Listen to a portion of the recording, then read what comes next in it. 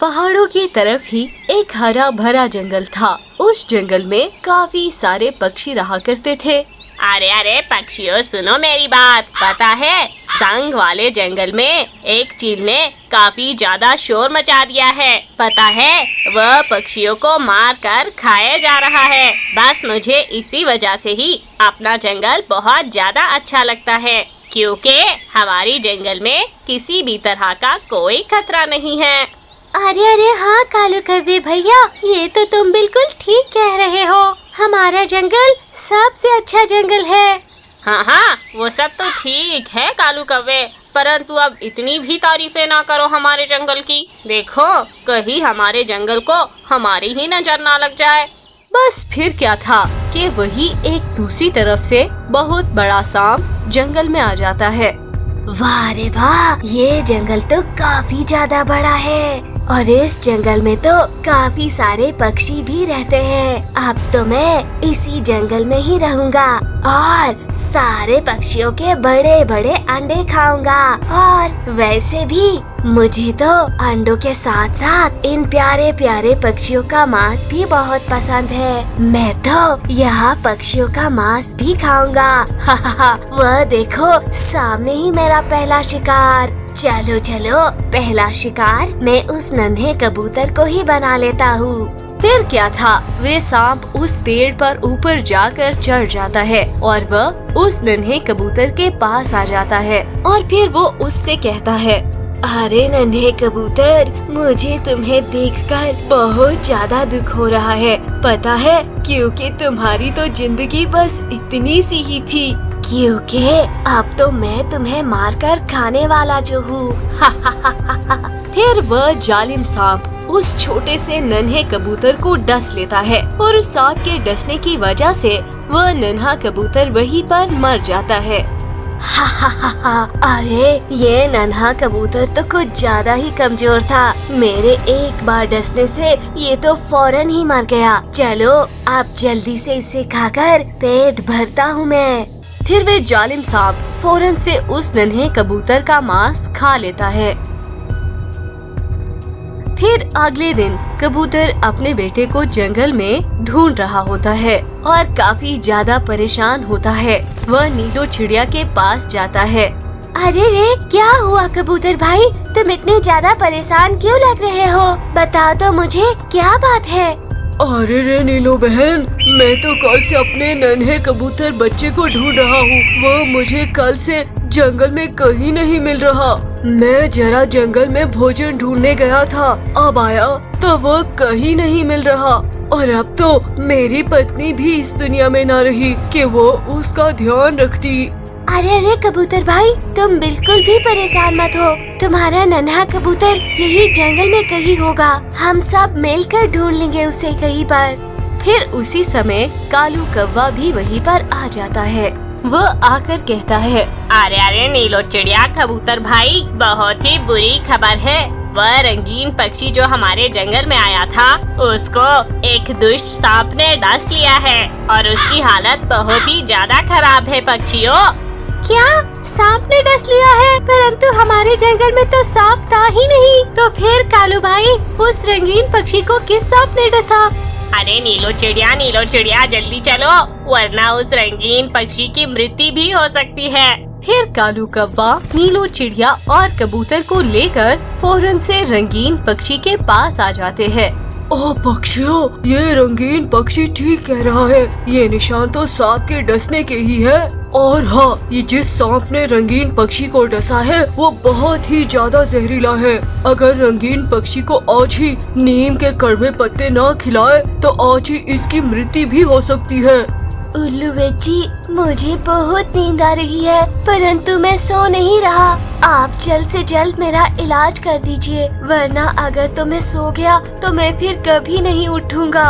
अरे उल्लू बेची, परंतु हमारे जंगल में तो नीम के पत्तों का पेड़ है ही नहीं। वह तो हमें साथ वाले जंगल से लाना पड़ेगा और नीम के पत्ते लाते लाते कल रात भी हो सकती है।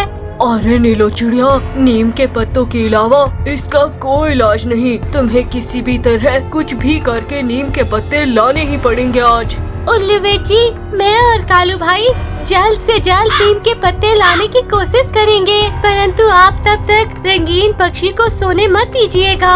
यह कहकर नीलो चिड़िया और कालू कौवा दूसरे जंगल की ओर नीम के पत्ते लाने के लिए उड़ने लगते हैं। वही दूसरी तरफ वो दुष्ट सांप बहुत ही ज्यादा खुश होता है और वह खुशी खुशी खुद से कहता है, अब तो मैं आहिस्ता आहिस्ता इस जंगल के सारे पक्षियों को डस लूंगा और फिर जब वे मर जाएंगे तो उन्हें मजे से खाऊंगा। चलो चलो आप जरा बुलबुल के पास जाता हूँ, पहले उसे डस लूंगा और फिर उसे भी खा जाऊंगा। यह कहकर वह सांप फौरन से बुलबुल के पास चला जाता है। सांप बुलबुल के खेत में आता है और वह बुलबुल से कहता है, अरे बुलबुल, इतनी मेहनत करने की कोई जरूरत नहीं है, अब तुम मुझसे नहीं बचोगी।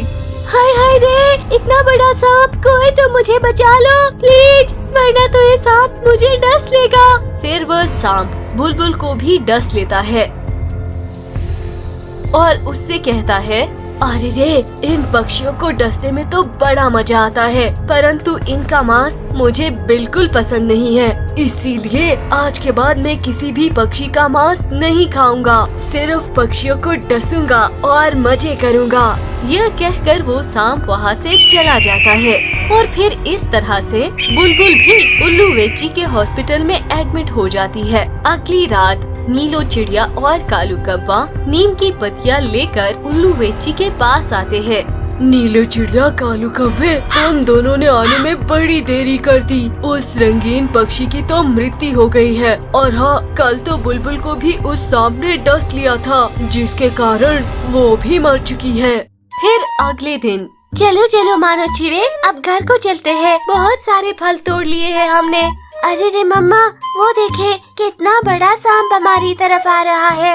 अरे रे, ये सांप तो वाकई में बहुत बड़ा है, यकीनन ये हम दोनों को डसने के लिए यहाँ आ रहा है। अरे रे, रुक जाओ सांप, तुमने हमारे जंगल के पक्षियों को डस के बिल्कुल भी अच्छा नहीं किया, और हाँ, तुम्हें बिल्कुल भी शर्म नहीं आती कि तुमने हमारे जंगल के कितने सारे पक्षियों के जान ले लिए हैं। अरे रे नीलो चिड़िया, इतना गुस्सा क्यों करती हो, जबकि तुम तो जानती हो कि तुम सारे पक्षी मुझ जैसे ताकतवर सांप का मुकाबला नहीं कर सकते हो। और हाँ, तुम्हारा ये नन्हा चिड़ा तो बहुत ही ज्यादा स्वादिष्ट लग रहा है, जरा बचा कर रखना इसे, कहीं ऐसा ना हो कि ये भी मेरा भोजन बन जाए। यह कहकर वह सांप वहाँ से चला जाता है। अरे मानो चिड़े, ठीक ही तो कह रहा था वो सांप, हम सब पक्षी बहुत कमजोर हैं, उस ताकतवर सांप का हम कोई मुकाबला नहीं कर सकते। अरे मम्मा, अगर हम अभी से ही हार मान लेंगे तो हम हर किसी का भोजन ही बनते रहेंगे। आपको कुछ न कुछ तो करना ही पड़ेगा, जिससे हमारे जंगल के सारे पक्षियों को इस बड़े से सांप से मुक्ति मिल जाए। तुम ठीक कहते हो मानो चिड़े, मुझे तो अब कुछ करना ही पड़ेगा, मैं हार नहीं मानूंगी। फिर कुछ ही देर बाद नीलो चिड़िया सभी पक्षियों को एक जगह पर जमा करती है।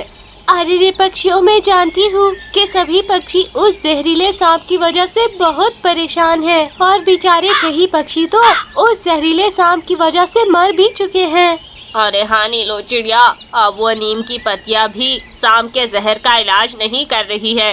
हाँ पक्षियों, इसीलिए तो अब हमें इस समस्या का कोई न कोई उपाय ढूंढना ही पड़ेगा।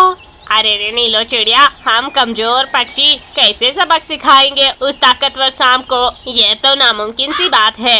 कालू कव्वे, अभी अभी मेरे दिमाग में एक बहुत ही बढ़िया सी योजना आई है। नीलो चिड़िया, जल्दी बताओ, वह उपाय क्या है तुम्हारा? पक्षियों, अगर हम में से कोई भी पक्षी उस सांप के सामने मरा हुआ लेटा जाए, तभी वो सांप हमारे उस पक्षी को नहीं खाएगा, और तभी पीछे से कोई दूसरा पक्षी उस सांप पर एक बड़े से चाकू से वार करेगा, जिससे कि वो सांप मर जाएगा। अरे नीलो चिड़िया, उपाय तो बहुत ही अच्छा है, परंतु ये तो जान पर खेलने वाली बात है। मैं तो ऐसा खतरनाक काम कभी नहीं करूँगा। और हाँ, मैं भी ऐसा कुछ नहीं करूँगा, क्योंकि मैं अपनी पत्नी और अपने बेटे को खो चुका हूँ। अब मैं नहीं चाहता कि मैं अपने आप को खो दूँ। अरे रे पक्षियों, ये काम मैं और कालू कौवा करेंगे, आप सब बिल्कुल भी चिंता मत करें। हाँ नीलो चिड़िया, चाहे मेरी जान ही क्यों ना चली जाए, मैं तुम्हारा साथ कभी नहीं छोड़ूंगा। फिर अगले दिन कालू कौवा उस सांप के बिल के सामने जाकर लेट जाता है और अपनी आंखें बंद कर लेता है। पीछे ही सारे पक्षी ये सारा माजरा देख रहे होते हैं। कुछ ही देर के बाद वह सांप अपने बिल से बाहर आता है और वह कहता है, अरे रे, ये तो यहाँ पर कालू कौवे की लाश पड़ी है। लगता है इसे किसी ने मार दिया है। मुझे भूख तो बहुत लगी है। चलो चलो इसी को खा लेता हूँ मैं। अरे रे बाप रे, लगता है ये सांप मुझे ही खाने को आ रहा है। फिर जैसे ही वो सांप कालू कौवे को खाने वाला होता है तो पीछे से नीलो चिड़िया पीछे से एक बड़ा सा चाकू उस सांप के पेट में घोंस देती है। अरे रे, ये क्या कर दिया? मेरे पेट में चाकू घोंप दिया। लगता है अब मैं मर जाऊंगा। बस फिर क्या था, वे सांप वहीं पर मर जाता है और सारे पक्षी बहुत ही ज्यादा खुश हो जाते हैं। तो फ्रेंड्स, इस कहानी से हमें ये प्रेरणा मिलती है कि अगर हम किसी ताकतवर के सामने कमजोर हैं, तो हम उसे अपनी अकल से भी हरा सकते हैं। और अगर आप सबको ये कहानी अच्छी लगी तो वीडियो को लाइक और चैनल को जरूर सब्सक्राइब कीजिए।